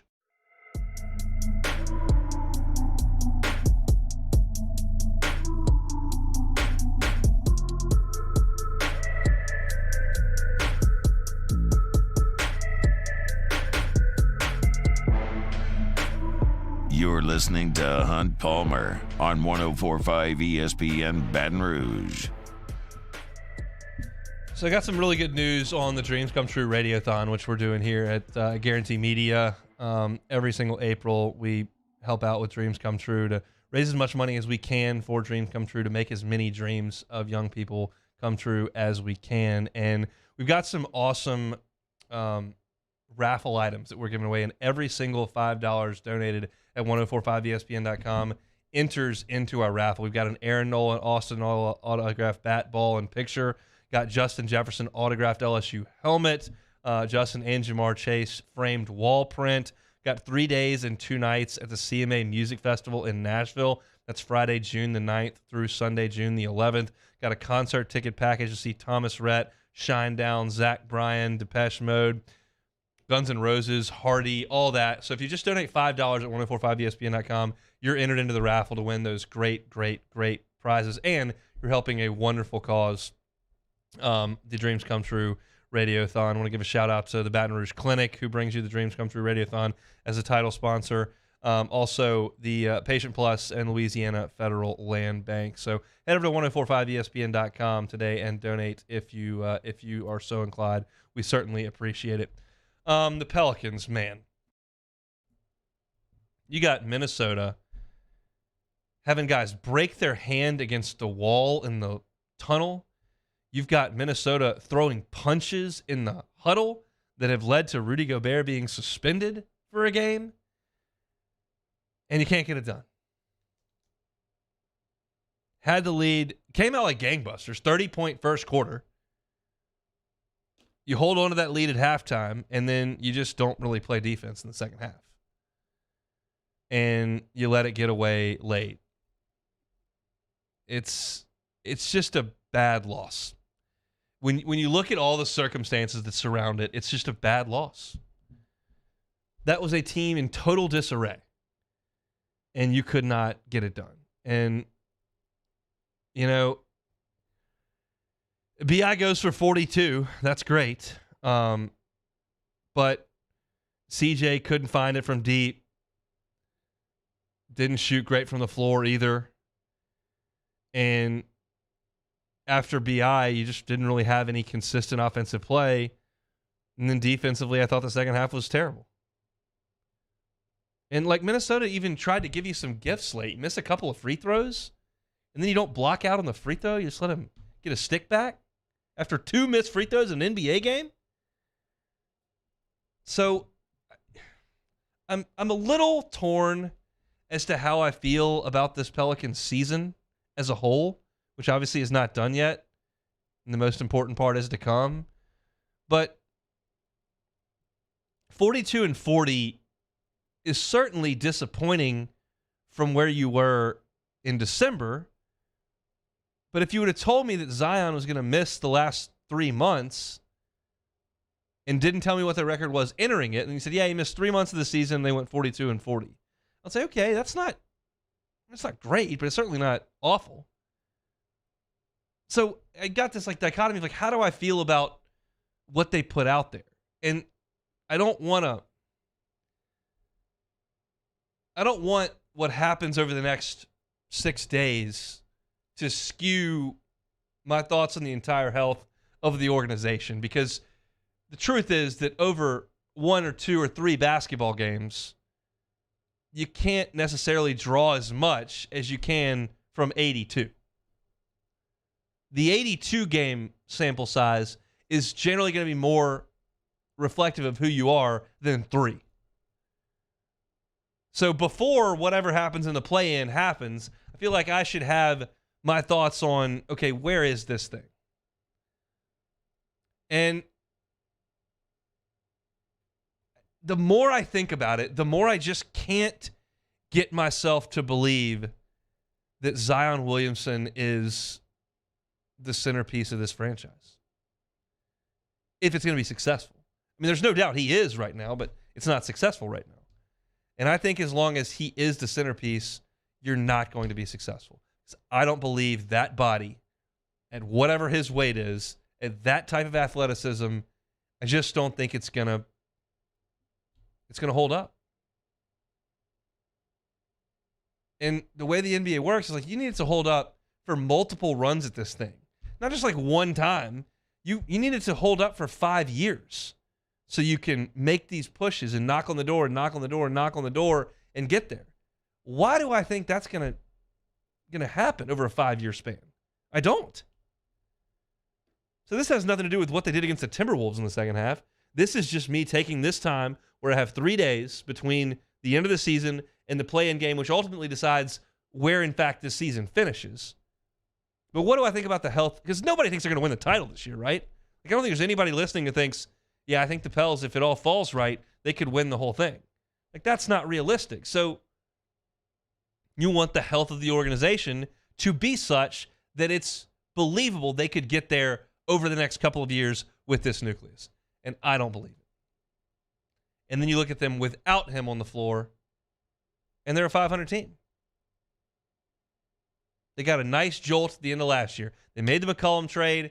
They played a lot better down the stretch, and that was great and gave a lot of optimism that once he came back, they'd be really good. And then he did come back, and they were really good for a month and a half, and now they're not. You had a chance. I'm looking there. They've got a lead on Minnesota. Phoenix has a lead yesterday. You've got a chance to get out of this whole thing entirely. And then both results flipped. I just think it's a mediocre team and a mediocre franchise right now, which is better than the dregs of the league, which is where they have been over the years. That's how you get Anthony Davis, and that's how you get Zion Williamson. Help from the ping pong balls, but you got to be pretty bad to get those. I'm pulling for them Wednesday, man. I hope they win. I hope they give us a couple more weeks of some content and some excitement in basketball. But I just don't have a lot of optimism. It just has not been a great 3 months. And really, against the good teams, it hasn't been a great 3 weeks. They beat the teams that stink. They beat Portland. They beat San Antonio. They beat Houston. But do you trust them to go into the playoffs and make anything happen? I just don't. But I'm pulling for them. Maybe BI can go for 40 more and you can make it happen. But you probably can't count on a team's best defender breaking his hand, punching the wall, and the team's most valuable asset getting into a fight in the huddle and being sent home and grounded, which is what you saw from Minnesota this week. So that's a bummer for sure. Pels finished 42-40, and they will play in coming up on Wednesday night. Take a time out. We got 30 minutes left of this Monday. It's the Hunt Palmer Show. Hunt Palmer on 104.5 ESPN Baton Rouge. One Bath and Closets, onebathandclosets.com is the website. Not the best time to move right now for some folks. If it's not, but you still like to improve your living situation, what would your dream bathroom look like? One Bath and Closets can make it happen. Maybe it's a full-scale, total renovation of your bathroom. If that's the case, you just need to make one call. It's to One Bath and Closets. If it's just a tub-to-shower conversion, something quick, something cost-effective, something time-effective, they can do that as well. OneBathandClosets.com is the website. If you need a new closet, they can help you with that as well. David Duvall and his team have been in the business for 30 years. If you tell them the Hunt Palmer Show sent you to get a new closet, they're not going to charge you for the labor to rip out the current closet or the installation of the new one. They're just going to charge you for the cost of that unit. Special for the Hunt Palmer Show listeners. OneBathandClosets.com is the website. They'll do it right the first time and leave the competition behind. Find them at OneBathandClosets.com. Our listeners fire off their opinions on the JimsFirearms.net hotline at 499-1045. Keep listening for your next chance to shoot us your thoughts with the JimsFirearms.net hotline on 104.5 ESPN Baton Rouge.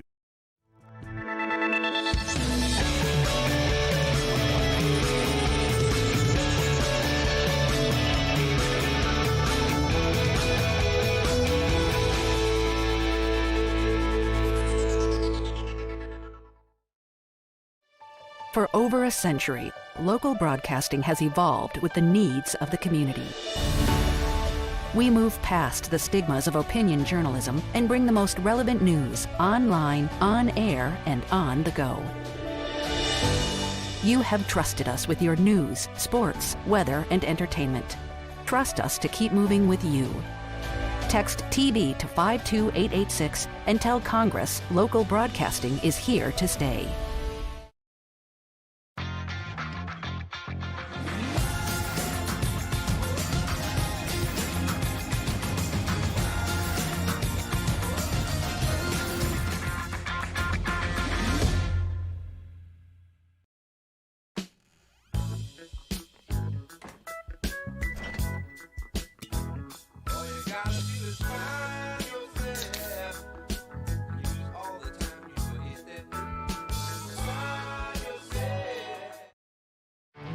There it is, the extra mile, on the border of expected and extraordinary for those willing to go further, like vans customized for work or play, with safety and tech to keep you connected. Supported by a 5-star sales, service, and finance team, and backed by the 1-star you know. So go the extra mile. It's never crowded, because so few have what it takes to go there. Mercedes-Benz Vans. Gulf Coast Office Products is a nationally recognized Savin office equipment dealer based right here in Louisiana. Over 100 employees strong, Gulf Coast has the boots on the ground to support all vertical markets, from education, engineering, legal, and finance. With the latest in office technology, from desktop to production segment units, Gulf Coast and Savin have the perfect fit for you. Call 225-756-2644. That's 756-2644 for Gulf Coast Office Products. I've been doing business with Luba for 25 years. They're dependable, trustworthy. It's just the attention to detail with our clients. Our folks have years and years of experience.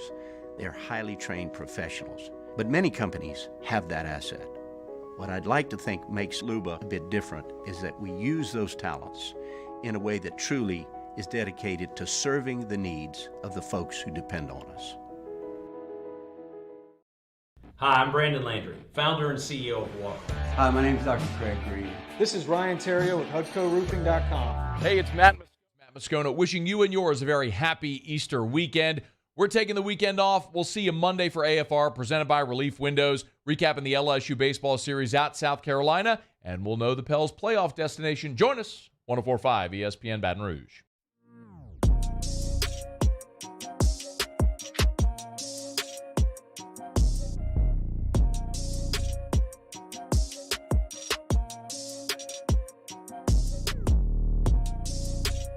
This is Hunt Palmer on 104.5 ESPN Baton Rouge.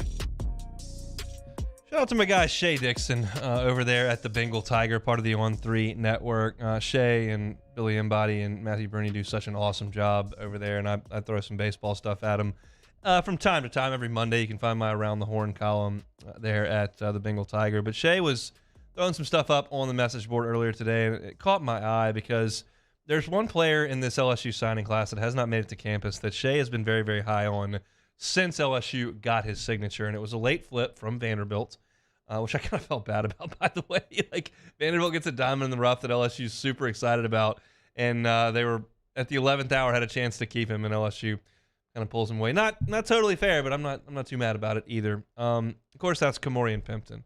He's a tight end from over in Texas, and Shay has loved this guy since he saw the tape after his senior year in high school. And what is very, very evident is he's got some remarkable measurables. 6'6" and 230 pounds is a good start for a tight end, but he's got one of the longest wingspans in the entire class. And he also does some of the throwing drill, I don't even know what they're called, events in track. And discus is one of them.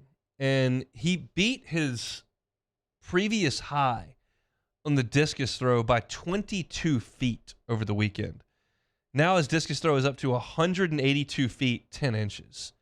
And I don't do a ton of track. Like, I don't know a lot about track. I know you want to run fast and throw shot puts and discus and javelin far and jump high. I got that figured out. But as far as the techniques and the numbers and what should be done, or what's good and what's not, I don't know what 182 feet means.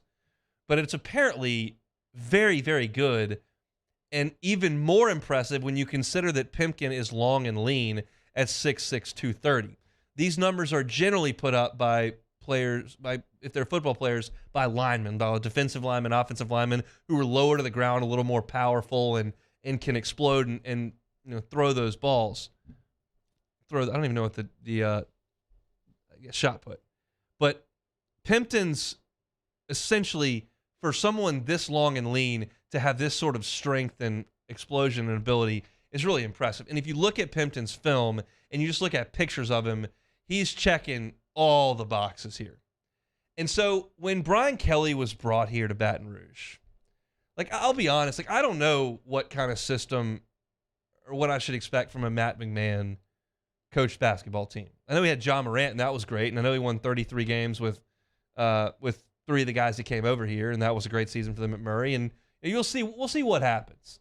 And when Jay Johnson comes over, he had one team that led the country in slugging. He had one team that led the country in sacrifice bunts.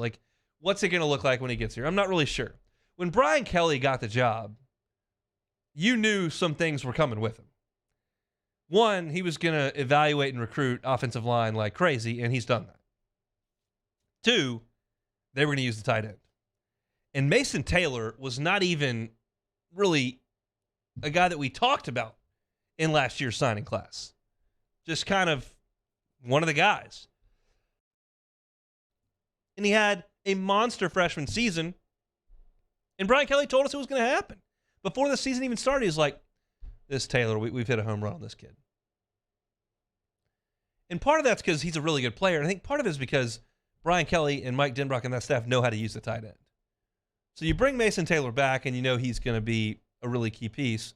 But Pimpton looks to be the most physically impressive tight end of the lot, more so than maybe even Markway, more so than Taylor. Pimpton's got the highest upside, the highest ceiling, so they say. And he's doing nothing to dismiss that with what he's doing in track, how he measures out, and it just feels like he's a guy that's going to get to the field quickly. There's not a rush for it. You didn't have to. They have guys that can help them at the tight end spot. But it feels like the talent is going to push through. And I don't know how good he is at the line of scrimmage blocking. I'm not even certain what the speed's going to look like in college. It looks really good in high school. That happens all the time. But in terms of the measurables, he could be a nightmare to defend. Because if you're talking 6'6", 240 pounds, say, by the start of next year, with that kind of wingspan and catch radius, it's just not a comfortable deal, especially for linebackers who are standing 6'1", 230 with sometimes short arms. 6'1", 230 running with 6'6", 240 is a mismatch. There aren't that many 6'3" safeties either. Every once in a while you'll find a corner out there. But it just feels to me like Pimpton is becoming a guy that I'm going to be paying attention to when they get to campus coming up in the summer. Because I don't have to worry about whether or not they know how to use this guy. You remember how you felt like sometimes Les Miles recruited incredible wide receivers basically his whole time here, which never made a lot of sense to me. Why they could get absolute 5-star blue chip receiver after blue chip receiver to come here to play in an offense that had 2 tight ends and an All-American tailback. That doesn't seem to me to be an attractive spot for a receiver, but they bring him in, and you could worry well, do they know how to? Are they going to use this guy? Is somebody get him the ball? I don't have to worry about whether or not Brian Kelly and Mike Denbrock know how to use the tight end skill set. And I think they're going to continue year over year to recruit some of the best tight ends in the country to come here. Because it's just part of the DNA of the program. It's part of who they are. It's part of what they do. And you could see it coming from a mile away. And Shea did with Pimpton. I couldn't. My whole thing with the Pimpton recruitment, as I said, was I kind of feel bad for Vanderbilt here. They got this guy early, and he's clearly good enough to play at LSU, and Vanderbilt found him. And then you start to get to the end of the road, and you're like, he ain't going to Vanderbilt. it's a good try by the Doors. Nashville's a hell of a place, but more of away fans than home fans show up, and if you go there and you play 4 years, you're probably going to win 5 or 6 SEC games. So maybe look elsewhere. And Pimpton did. Shows up in Baton Rouge, and I think he's going to be a heck of a player. Shay's got an update posted on him over there on the Bengal Tiger. One more little piece of information in the transfer portal that I just saw to change gears totally from where we were. Ole Miss picked up its first basketball recruit in the transfer portal. You'll be familiar with the name Brandon Murray, former Tiger, went to Georgetown, now on his third stop in 3 years, which is a little bit more evidence, I think, that you can basically transfer as many times and wherever you want and you'll get a waiver. I know that Patrick Ewing got fired at Georgetown and they're making some moves, but there's always a way. Adam Miller can jump ship. Jalen Cook transferred. He's coming back. You got Brandon Murray, who left LSU after 1 year, left Georgetown after 1 year. He's going to Ole Miss. But I look at Brandon Murray. I look at his game, and we got a good look at him 2 years ago as a freshman. He's going to fit right in with Chris Beard. He gets down, plays defense. He's a good scorer, average double figures for Georgetown again. I think that's going to be a starting guard for Georgetown in Brandon Murray, who Chris Beard grabbed. And I'm telling you, Chris Beard is going to win games at Ole Miss. That's been a pretty mediocre program over its entire history, basically. Sometimes a doormat, sometimes mediocre. Andy Kennedy popped a couple of good teams here and there, but Beard's going to win. Now, does he make another jump because Ole Miss kind of fell on the sword, for lack of a better term, and took Beard right after the incident? So the next school that hires him, like Ole Miss, is the first one to do it, so you don't get as much heat. But if he stays there 10 years, they're going to win games. My hope is that he's there for 2, and then somebody hires him out. But we'll see. All right, we're winding things down here on a Monday edition of the Hunt Palmer Show. We will take a timeout, then we will come back. Then we'll play some Take It or Leave It, and then we'll hand things off to Matt Moscona. Come back with us. It's the Hunt Palmer Show. Hunt Palmer on 104.5 ESPN Baton Rouge. It's time for the NBA playoffs, and you can get in on the action right from the first tip with FanDuel. Right now, all customers get a no-sweat same-game parlay every weekend when you bet the NBA playoffs. That's right. Just place a 3-leg plus same-game parlay or same-game parlay plus on any NBA playoff game, and you'll get bonus bets back if you don't win. There are great promotions every day during the NBA playoffs. The app is safe. The app is secure. And the best part, when you win, you get paid instantly. There's no better place to bet all the playoff action than America's #1 sportsbook. Visit FanDuel.com/1045ESPN and get a no-sweat same-game parlay every weekend of the NBA playoffs. That's FanDuel.com/1045ESPN. FanDuel, official sports betting partner of the NBA. Must be 21 and present in Louisiana. Bonus issues, knowledgeable bonus bets expires 7 days after receipt.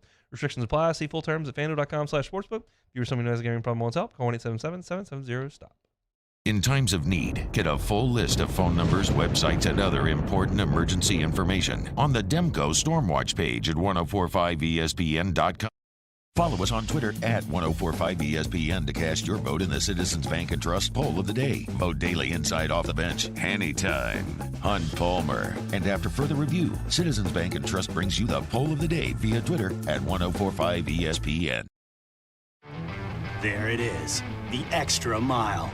On the border of expected and extraordinary for those willing to go further, like vans customized for work or play, with safety and tech to keep you connected.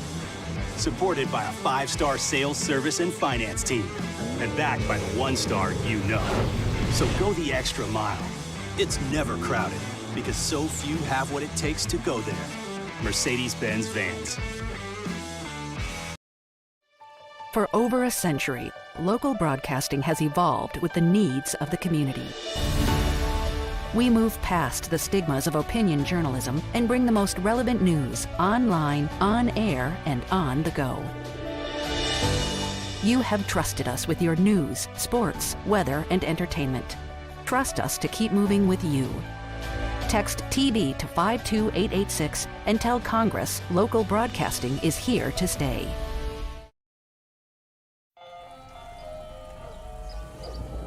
Hey there, little buddy. What's the matter? What's the matter? My windows, siding, and my door. That's what's the matter. Relief Windows can fix all of that. I got you. Pop, pop. What's up? Oh my gosh, look! Curb appeal. That's a good-looking neighborhood. ReliefWindows.com. Clash of the Cooks Jambalaya Showdown is back. Join us on Saturday, April 22nd at the Ochsner Medical Complex at the Grove. We've got cooking teams of pros and Joes serving up their best jambalaya and Cajun Creole dishes, all while helping raise dough for local families battling cancer. Bring the whole family for great food, live tunes, and good times. Clash of the Cooks Jambalaya Showdown presented by Ochsner. Saturday, April 22nd at lunchtime. Help us paddle it forward. For tickets and more information, go to clashofthecooks.com. Hey, what's up, y'all? It's that time again. It's heating up. Your boat's getting ready to come out and spend all summer on the water. It's time to take your boat to the next level with front-to-back boat service, where if you want an incredible custom speaker install, it's going to blow people away in the water, that's there for you. You want an HD sonar where you can see the fish under the water before you cast, beat all your friends, that's there for you at front-to-back boat service. So don't put it off. We got the parts in right now. Get them now before they go back on back order. Front-to-back boat service. All right, let's say ah. Where'd my spotlight go? Jimmy out and Mike Delicano for the Tuesday evening edition of Game Time, presented by Bet Rivers. We're at Mike Anderson's on Lee, just off of Nicholson. That's Game Time, presented by Bet Rivers, 6 to 8 p.m. on 104.5 ESPN Baton Rouge.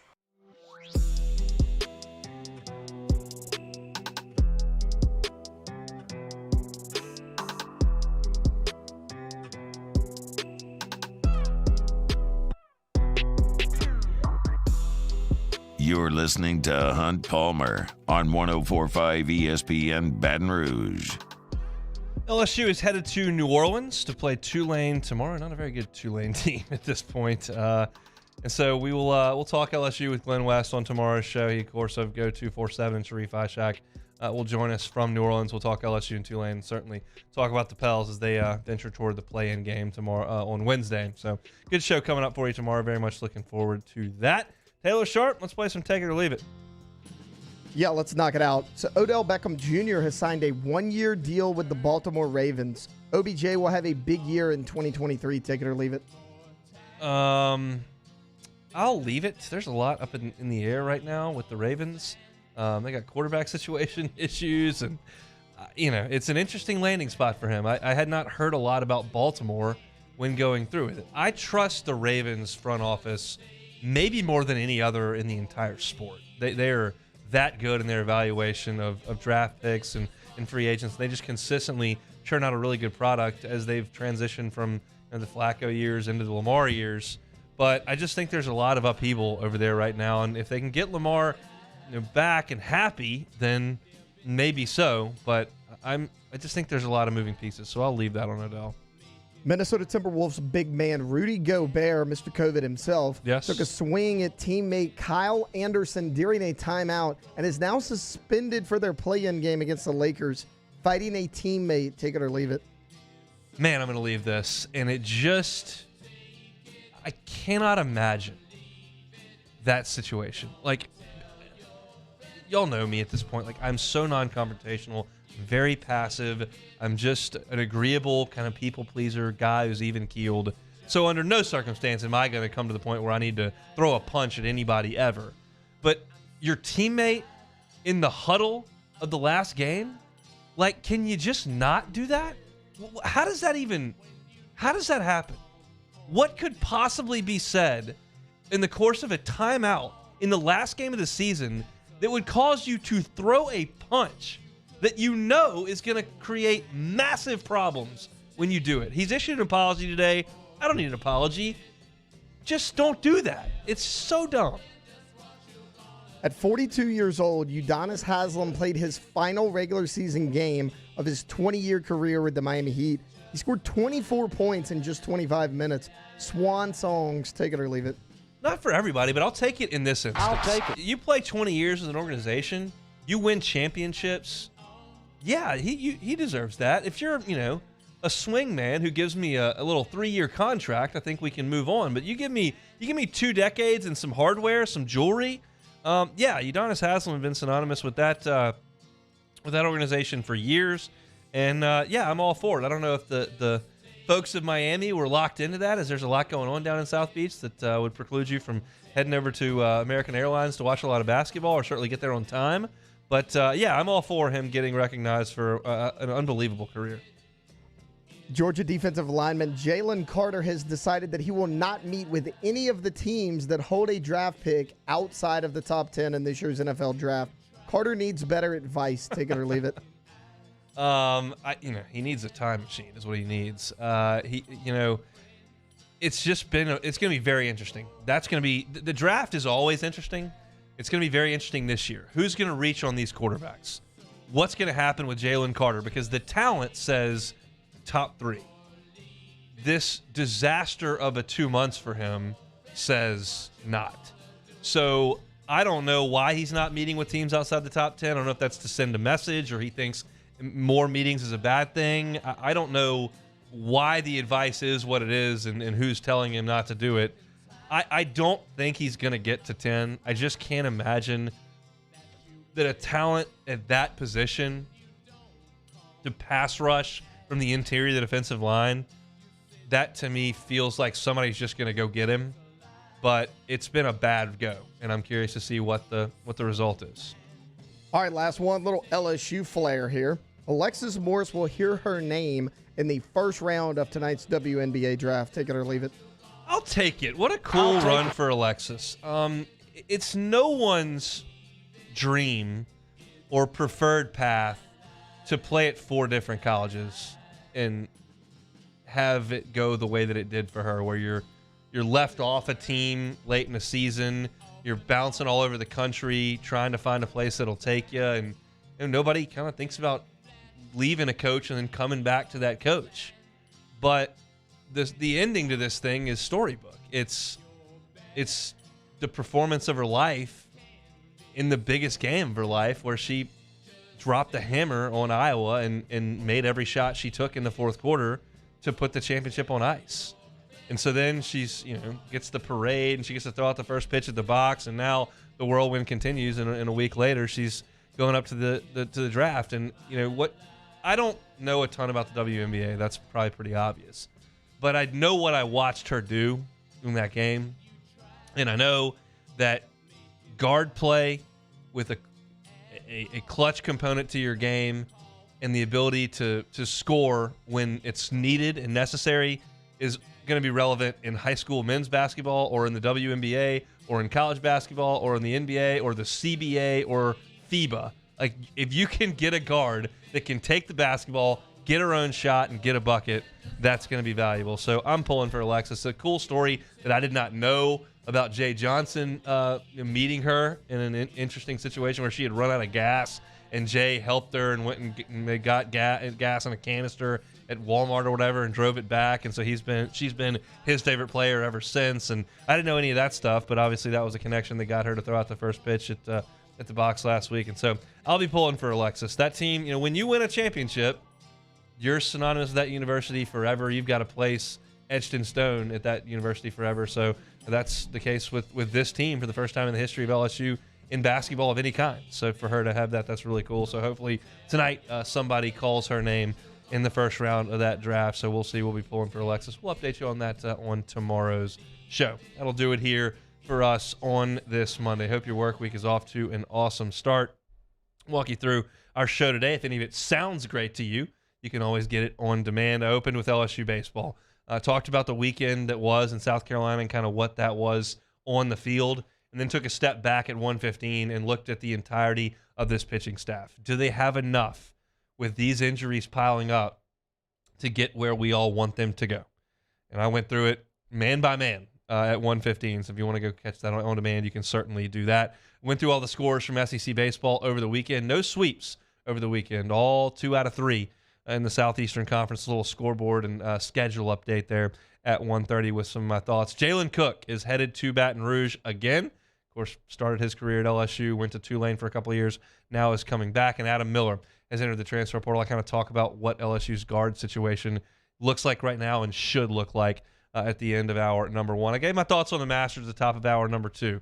Brooks Koepka, John Rahm, Phil Mickelson, trees falling on people. All that is in my thoughts on the Masters.